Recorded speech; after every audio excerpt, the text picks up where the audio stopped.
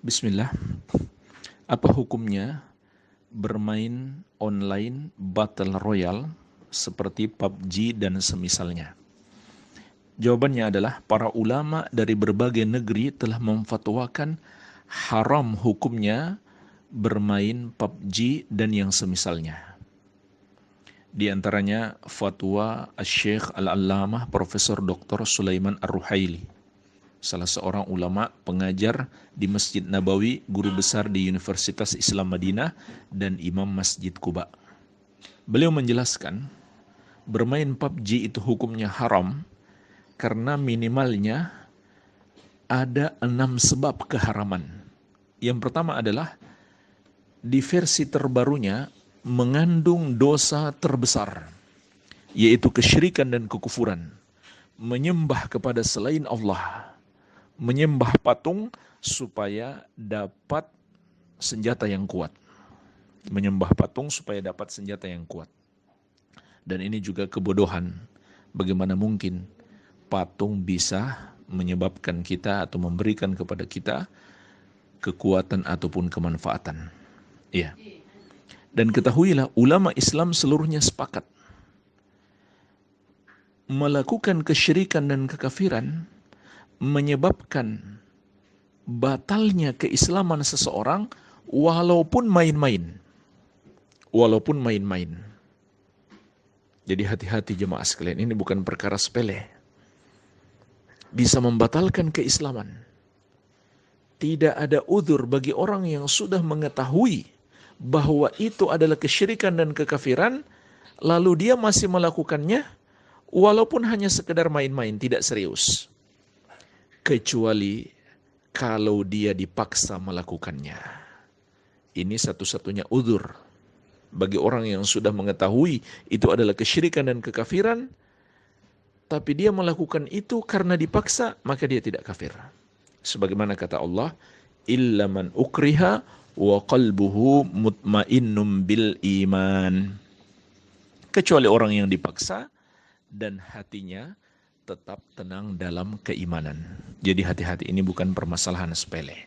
Baik, ini yang pertama. Yang kedua, dalam permainan tersebut juga ada hubungan-hubungan yang tidak sepatutnya atau interaksi yang bertentangan dengan syariat antara laki-laki dan wanita yang mengantarkan kepada zina, bahkan bisa jadi sudah termasuk zina itu sendiri. Padahal Allah Azza wa Jalla berfirman, "Wala taqrabuz zina innahu kana fahisyatan wa sa'a sabila." Janganlah kamu mendekati zina, karena zina itu adalah perbuatan yang keji dan seburuk-buruknya jalan. Kemudian yang ketiga, di dalam permainan ini juga diajarkan berperang tanpa ada sebab syar'i. Jemaah sekalian, berperang itu tidak main-main dalam syariat. Dia bisa menjadi ibadah, bisa jadi juga dosa terbesar. Maka tidak sepatutnya kita meridhoi perbuatan yang bertentangan dengan syariat. Berperang tanpa sebab syar'i. Kemudian yang keempat, permainan tersebut juga bisa memunculkan dalam diri seseorang sifat ekstrim atau sifat keras. Ini tidak pantas. Dan ini terbukti. Ada beberapa aksi terorisme yang terinspirasi dari permainan seperti ini. Jadi ini bukan sekedar teori, ini sudah fakta. Beberapa aksi terorisme terinspirasi dari permainan PUBG dan yang semisalnya. Kemudian yang kelima, di dalam permainan ini juga ada penyesatan atau penggiringan kepada para pemuda agar terjerumus dalam pemahaman-pemahaman yang menyimpang atau pemahaman-pemahaman yang sesat. Dan yang keenam, ini yang paling minimalnya, permainan seperti ini juga menyia-nyiakan waktu.